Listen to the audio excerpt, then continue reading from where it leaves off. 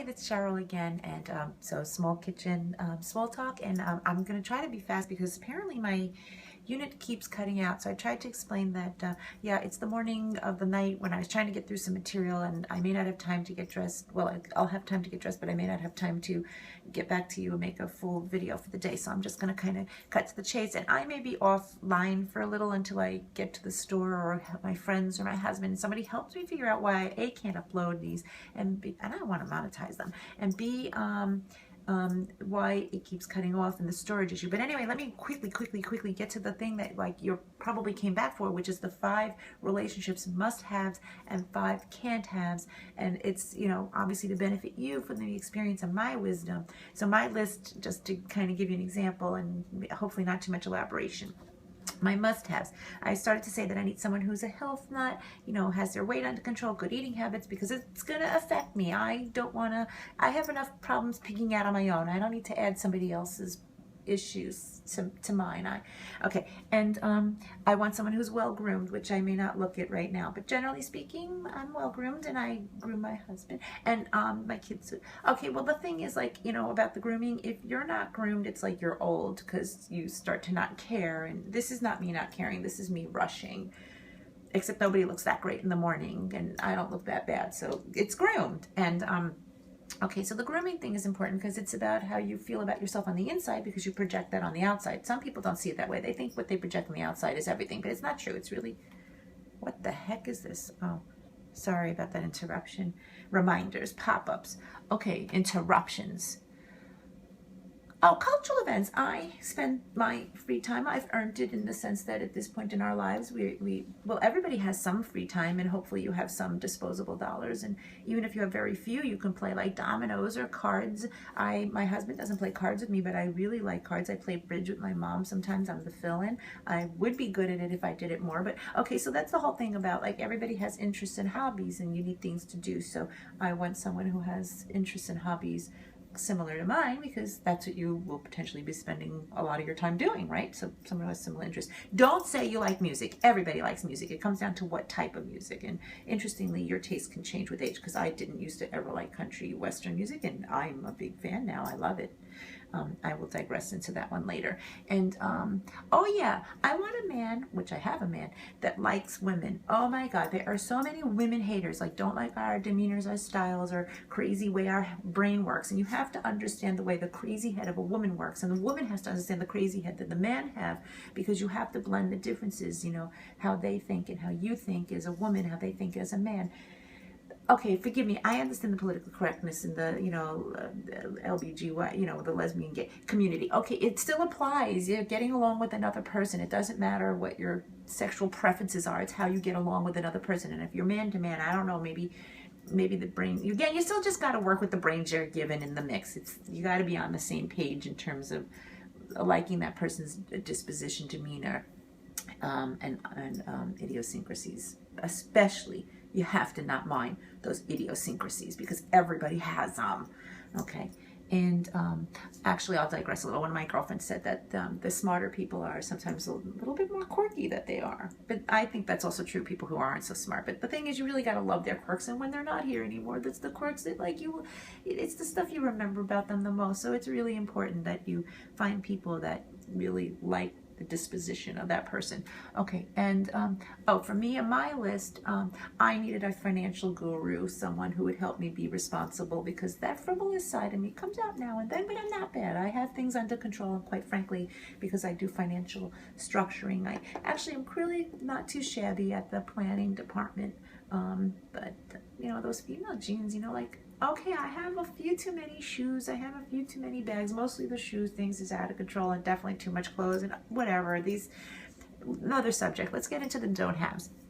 I had mentioned lie, cheat, steal. No lying, no cheating, no stealing. One category, it's honesty. Second thing, no smokers. Yeah, that's something I don't want to be around. I don't want to kiss an ashtray and that kind of stuff. And it's so unhealthy, and health is really important, especially as you get older. You want to not be on a lot of drugs. You don't want to have surgeries. You don't want to have to fight cancer. So you do all you can to diet, exercise, and be sensible.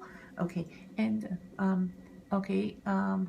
No gamblers. That means that's a general category of people who have really bad addictions and